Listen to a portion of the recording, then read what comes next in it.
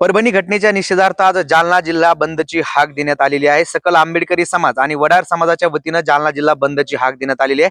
त्या पार्श्वभूमीवर मी सध्या उभा आहे जालना कृषी उत्पन्न बाजार समितीमध्ये। आपण जर पाहिलं तर जालना कृषी उत्पन्न बाजार समिती कडकडीत बंद असल्याचं आपल्याला या ठिकाणी पाहायला मिळतंय।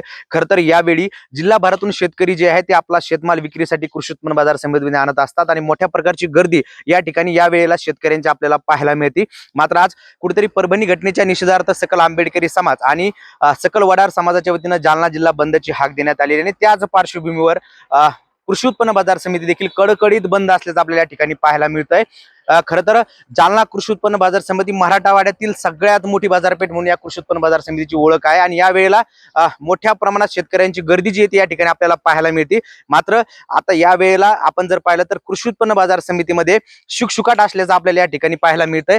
खरं तर परभणी घटनेवरून काल मुख्यमंत्री देवेंद्र फडणवीस यांनी न्यायालयीन चौकशी करू अशा प्रकारची घोषणा केलेली आहे। मात्र त्यानंतर देखील कुठेतरी सोमनाथ सूर्यवंशी यांच्या हत्येप्रकरणी पोलिसांवर मनुष्यवधाचा गुन्हा दाखल करावा या मागणीसाठी राज्यभरात सकल आंबेडकरी समाज आणि सकल वडार समाज जो आहे तो अद्यापही आक्रमक असल्याचं पाहायला मिळतं आणि त्याच घटनेच्या निषेधार्थ आज जालना जिल्हा बंदची हाक जी आहे ती सकल आंबेडकरी समाज आणि सकल वडार समाजाने दिलेली आहे।